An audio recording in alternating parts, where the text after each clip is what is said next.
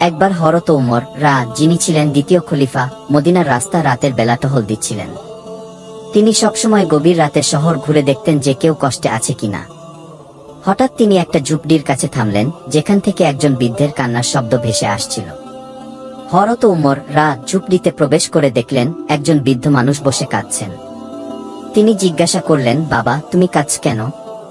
কি সমস্যা হয়েছে? বৃদ্ধ বললেন, আমি গরিব, আমার কাছে খাবার নেই, পরিবারকে খাওয়ানোর কিছু নেই।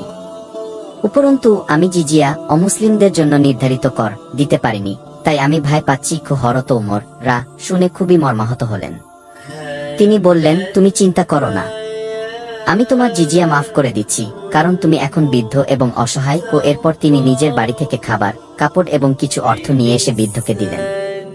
তিনি আরো বললেন, এখন থেকে তুমি বাইতুল মাল, রাষ্ট্রীয় কোষাগার থেকে নিয়মিত সাহায্য পাবে। বৃদ্ধ অবাক হয়ে বললেন, আপনি কে? এত দয়া কেন করছেন? হযরত উমর হেসে বললেন, আমি শুধু একজন সাধারণ মানুষ, যে আল্লাহর জন্য তোমার সাহায্য করতে চায়। কি শিক্ষা?